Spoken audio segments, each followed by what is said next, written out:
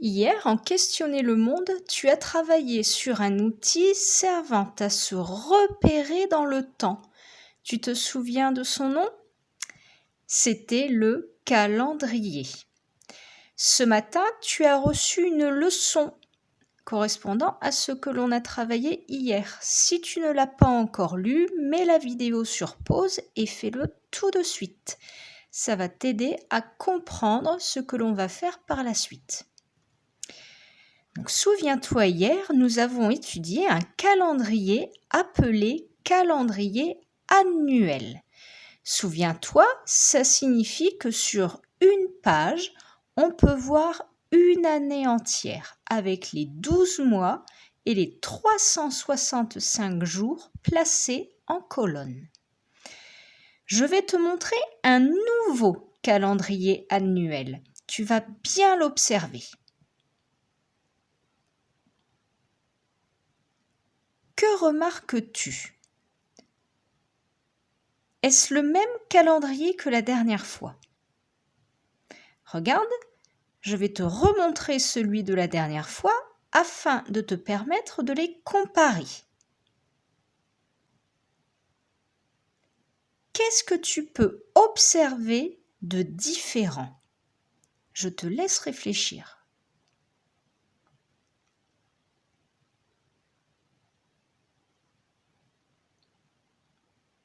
Alors, sur le nouveau calendrier annuel que je t'ai présenté, le premier mois qui figure est le mois de septembre. Septembre 2017.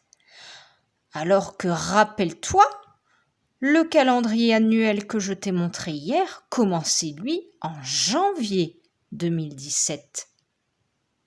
Donc, c'est bizarre. Nous avions vu la dernière fois que l'année commençait au mois de janvier. Alors, pourquoi ce nouveau calendrier annuel commence-t-il au mois de septembre? Est-ce une erreur? Voyons quand le calendrier se termine. Celui d'hier se terminait en décembre 2017. Et le nouveau alors? Il se termine en août 2018. Est-ce une erreur?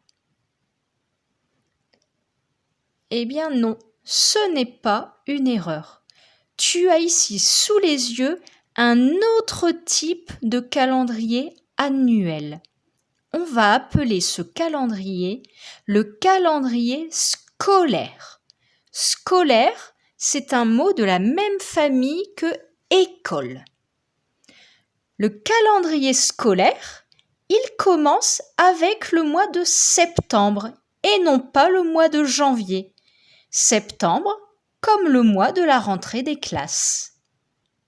Le calendrier scolaire, il s'étale sur 2 années différentes. Ici, il commence avec l'année 2017 pour les mois de septembre, octobre, novembre et décembre. Et on passe ensuite à l'année 2018 pour les mois de janvier, février, mars, avril, mai, juin, juillet et août. C'est ce qu'on appelle une année scolaire. Elle commence en septembre et se finit en août. Elle est différente d'une année civile qui, elle, va de janvier à décembre. Dans le calendrier scolaire, il y a des bandes de couleurs. Ici, des bandes de couleur rose, verte et jaune. Ces bandes de couleurs indiquent les vacances scolaires. Tous les Français ne sont pas en vacances en même temps. En France, il y a 3 zones de vacances. Il y a donc ici une couleur pour chaque zone. Nous appartenons à la zone B. Si on regarde la légende de notre calendrier scolaire, on voit que les vacances de la zone B sont représentées par les bandes vertes. La zone A est représentée par les bandes de couleur rose. La zone C est représentée par les bandes de couleur jaune. Tu as compris la différence maintenant entre un calendrier annuel classique et un calendrier scolaire? Alors, à ton tour maintenant de prendre le calendrier scolaire que je t'ai envoyé, la petite fiche d'activité et de la réaliser. N'oublie pas de me la renvoyer pour que je puisse la corriger et te la rendre avec des explications dessus. Bon courage!